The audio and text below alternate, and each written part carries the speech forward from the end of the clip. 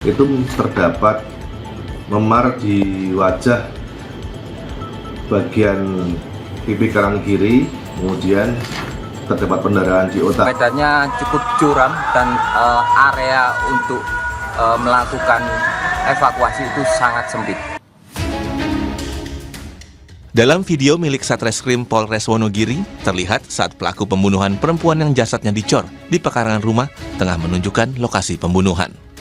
Lokasi pembunuhan korban bernama Dwi Hastuti diketahui berada di Desa Ngadirojo Lor, Kecamatan Ngadirojo, Kabupaten Wonogiri, Jawa Tengah. Selain mendatangi lokasi pembunuhan, polisi juga memeriksa pelaku secara intensif dan juga melakukan visum pada jenazah korban untuk mengungkap kasus pembunuhan ini secara jelas. Dari hasil visum, diketahui terdapat luka memar di bagian pipi kanan dan kiri korban. Visum etrepertum hasil sementara itu terdapat memar di wajah bagian pipi kanan kiri, kemudian terdapat pendarahan di otak. Korban dipukuli berulang kali sehingga korban meninggal dunia. Sementara keluarga korban meminta agar kasus pembunuhan Dwi Hastuti bisa diusut tuntas. Keluarga juga berharap pelaku dihukum seadil-adilnya. Menurut kakak korban, sang adik pergi meninggalkan rumah pada 11 Februari lalu dan kemudian tidak lagi diketahui kabarnya. Hingga keluarga melapor ke polisi, namun kemudian korban ditemukan telah tewas. Tidak ada yang dipamit katanya. Karena paginya masih sempat ngantar sekolah putranya yang masih SMP kelas 1, 2 anak semuanya, 2 anak.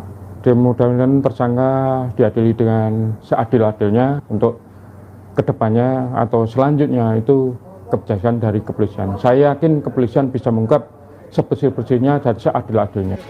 Dwi Hastuti, warga asal Batu Retno, Kabupaten Wonogiri, Jawa Tengah, ditemukan tak bernyawa setelah menghilang sejak 11 Februari lalu. Jenazah korban ditemukan terkubur dan ditutup dengan beton di pekarangan rumah milik orang tua kekasih korban.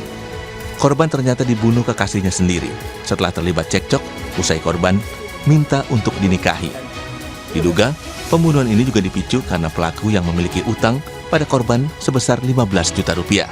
Atas perbuatannya, pelaku terancam pasal 338 KUHP tentang pembunuhan dengan ancaman maksimal 15 tahun hukuman penjara. Hari keempat operasi pencarian, tim SAR gabungan akhirnya berhasil mengevakuasi jasad Fahrul Hidayatullah, pendaki yang tewas akibat jatuh ke jurang saat mendaki Gunung Saeng, Bondowoso, Jawa Timur pada Minggu sore. Jenazah pelajar berusia 18 tahun warga desa Sukorejo, Kecamatan Bangsalsari, Jember, Jawa Timur, tiba di posko pencarian yang dipusatkan di desa Sumberwaru, Kecamatan Binakal, Bondowoso, Jawa Timur. Ratusan warga turut memenuhi lokasi saat jasad korban hendak dimasukkan mobil ambulan. Proses evakuasi korban ini berlangsung 4 jam secara dramatis karena sulitnya medan.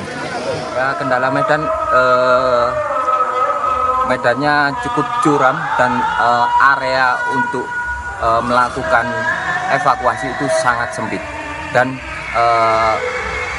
personil harus terbatas juga di situ.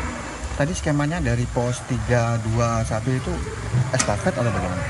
Untuk proses evakuasi ke posko kita secara estafet karena untuk menghemat tenaga teman-teman juga. Seperti diketahui, Fahrul Hidayatullah jatuh ke jurang pada Kamis lalu dan ditemukan tim SAR gabungan dalam kondisi tewas pada keesokan harinya. Beratnya medan membuat proses evakuasi terkendala dan memakan waktu hingga 3 hari.